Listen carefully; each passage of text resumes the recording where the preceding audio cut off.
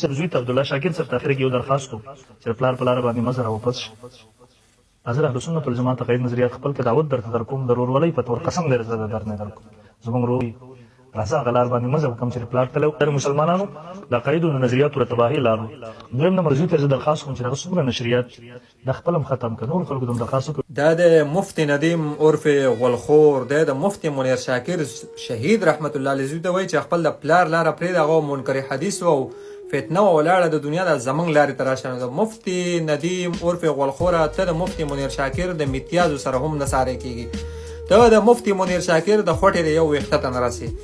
د مفتی منیر شاکر زوی ته وایم چې د دې دلاګانو د دې د دلالي کوي، د حلوا پرست، د پلانسټي، د غوړخېټې، د دې دکانداري، د دې مداریتوب مفتی منیر شاکر بند کړی او دومره د مفتی منیر شاکر نه خوف زده و چې د مرګ نه وروسته ورپسې هم لکه د سپو په شانتې غاپي.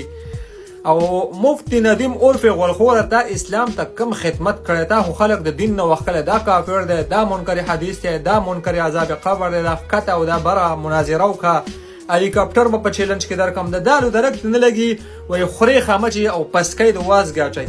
خلکو ته وایي چې د دالو درک دغه دی راشه ما سره مناظره وکړه او په چیلنج کې به 2 لکه درکم او 3 لکه به درکم او ته خو په چاندو باندې او دغه د غریبانو په پیسو باندې دغه خېډې غوړې شوې او سټونه پلن شو د خنزیرانو په شانتې او دلته راشه بیا وایي ما سره مناظره وکړه هلیکاپټر به په چیلنج کې درکم. هلیکاپټر دی په کوم ځای کې ولاړ دی؟ یاره مفتی ندیم عرف غلخوره چې ستا دې سنبۍ ته بم کېدي که نه او دا غول خو شان د اسمان ته والوځي، والله ډېره د خیبر پښتونخوا دا خاوره به ستاسو نه پاکه شي چې د مرګ نه وروسته هم په مفتی منیر شاکر پسې غاپی لکه د سپو په شانتې هغه هم مړ دی شهید شوی د الله دې وبخي.